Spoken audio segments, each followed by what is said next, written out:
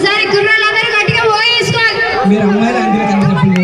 నేనైతే అమ్మాయి. సరే అంటే ఫ్యూచర్ లో అంటే అవుతాను. ఫ్యూచర్ లో చెల్లి నువ్వు నువ్వు మీరు కొడుకోండి ఒకసారి.